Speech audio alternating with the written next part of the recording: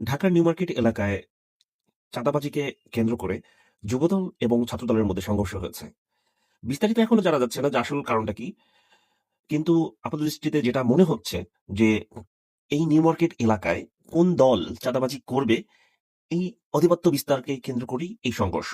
সংঘর্ষের ফলে স্থানীয় কার্যালয় ভাঙচুর হয়েছে।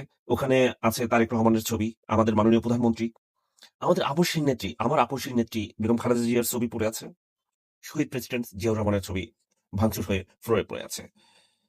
আমার মাননীয় প্রধানমন্ত্রীর কাছে প্রশ্ন, এই চাঁদাবাজরা যেই বিএনপি করে, আপনি মাননীয় প্রধানমন্ত্রী, আপনি কি একই বিএনপি করেন? নাকি আপনার বিএনপি আলাদা আর এদের বিএনপি আলাদা? জামাত বা আওয়ামী লীগকে আপনি কতটুকু শাসন করবেন বা কন্ট্রোল করবেন, এটা অন্য ব্যাপার। আপনার দলের কর্মী, আপনার দলের যারা লিস্টেড, তাদেরকে কন্ট্রোল করবেন, এটা জাতি প্রত্যাশা করে। আপনি এই যে দুষ্ট চক্র আছে, অনেক ভাষা ইউজ করা যায় না কমিউনিটি গাইডলাইনস এর কারণে। এই দুষ্ট লোকদের আপনি ব্যবস্থা নিবেন বলেই আমি একজন বিএনপি সমর্থক হিসেবে আপনার কাছে অনুরোধ করছি। মান সম্মান থাকছে না।